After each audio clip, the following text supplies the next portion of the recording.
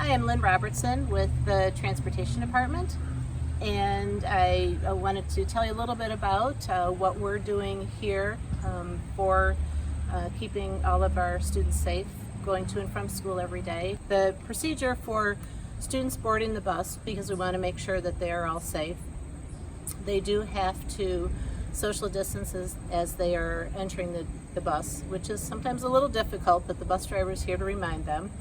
As they enter the bus, all of the students do have to use a hand sanitizer before taking their seats. We do have assigned seating as much as possible, and siblings are allowed to sit together in the seats. You know, we do monitor where the students are sitting and that they are keeping their mask on throughout the bus ride, which they've been very cooperative in doing that. What we've been doing every day as buses return to the lot after their morning routes, they are all fogged with the EPA-approved disinfectant. Then at the end of the day, so at the very end of the afternoon routes, we repeat that process. Buses are aired out and windows are kept open throughout the day, and then for a short time at the end of the day, we want to make sure that they are, kept clean and sanitized for all of our students.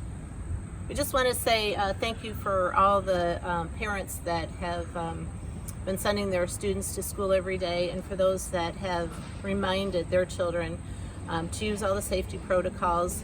We have noticed since school began in late August that students have done an excellent job using the hand sanitizer, keeping their masks on, and cooperating with the bus driver and other staff to sit in their assigned seats, and we really appreciate everything you have done to talk to your children and to help us keep everyone safe. And we are committed to making sure that we do the best we can in keeping your students safe and healthy and getting them safely to school and home again every day.